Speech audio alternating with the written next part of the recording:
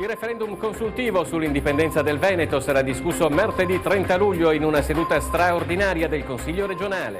Presto i veneti potrebbero essere chiamati ad esprimersi sulla possibilità di trasformare la nostra regione in una repubblica indipendente dall'Italia. La decisione verrà presa dall'Aula di Palazzo Ferrofini.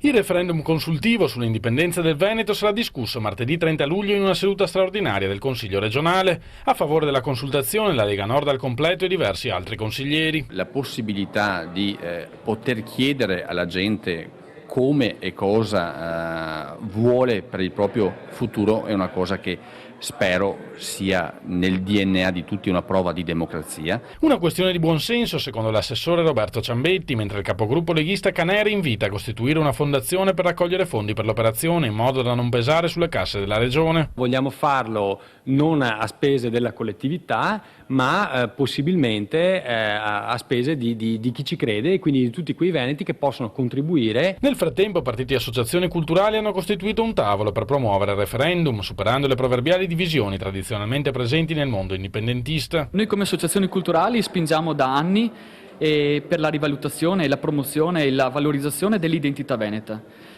Riacquistando la propria identità, i veneti stanno capendo finalmente che hanno il diritto di decidere per il loro futuro. È assurdo pensare che ci si venga tolta la possibilità di poterci esprimere in un paese che si vuole definire appunto democratico. La giurisdizione deve essere conseguente alla volontà del popolo e non certamente il contrario. Al tavolo di lavoro, che i promotori intendono allargare a qualunque soggetto voglia farne parte, sono sedute finora le associazioni culturali Raise Venete, 16° Reggimento Treviso e le organizzazioni politiche Indipendenza Veneta, Veneto Stato e Liga Veneta. Riguardo al referendum consultivo sull'indipendenza del Veneto, ascoltiamo il commento del direttore di Rete Veneta Luigi Bacialli.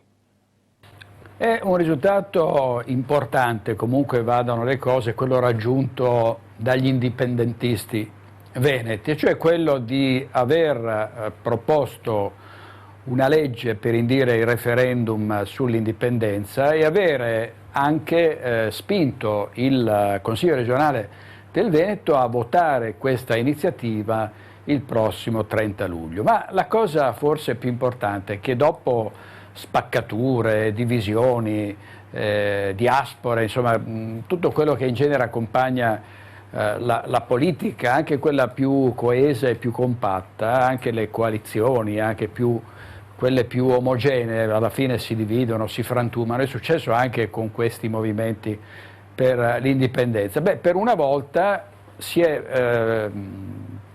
si è convinti dell'opportunità, questi movimenti si sono convinti dell'opportunità di unirsi e di combattere assieme questa battaglia, che è una battaglia sicuramente difficile, ma che va incontro a una spinta per l'autonomia e anzi per l'indipendenza che da tempo vede il Veneto come alfiere di questa indipendenza. Una parte del Veneto poi appunto con il referendum, che si vedrà che tipo di referendum sarà, perché i saggi che hanno studiato la questione si sono spaccati, alcuni pensano che lo si debba fare così come prevede la legge, altri dicono no, costa troppo, bisogna fare un referendum consultivo. L'importante è che il Consiglio regionale voti questa proposta di legge che inviterà i veneti ad esprimersi. È tutto qui, non c'è l'indipendenza alle porte, non ci sono rivoluzioni o cambiamenti radicali alle viste, no, c'è soltanto la volontà dei veneti di andare a votare e di dare la disponibilità a tutti i veneti di esprimersi con un voto sull'indipendenza. Ma è possibile che in democrazia 5 milioni di abitanti del Veneto non possano dire cosa pensano dell'indipendenza? Può darsi che dicano che l'indipendenza vada attuata più avanti o che non vada attuata. Vogliamo dare loro la possibilità di esprimersi? Vogliamo mettere a loro disposizione il cardine della democrazia che è il voto, un referendum consultivo, una specie di sondaggio, qualcuno l'ha chiamato così perché non sembri qualcosa di troppo impegnativo. Quindi indipendenza veneta, Veneto Stato, Liga Repubblica Veneta, che è quella di Fabrizio Comencini, e anche Raise Venete, sono tutti movimenti che per una volta si sono schierati a favore di questo unico traguardo. E infatti c'erano i vari leader dei movimenti, ma poi per rappresentare la regione c'erano dei pezzi da 90 come Roberto Ciambetti, Federico Caner, c'era chi ha presentato il primo relatore della legge, che è Stefano Valdegamberi. Si sa che è d'accordo con questa iniziativa c'è anche Pietrangelo Petterò, tanti consiglieri regionali che francamente non pensiamo possano votare contro questa proposta, perché si tratta soltanto di dire ai veneti: vi diamo l'opportunità di esprimervi.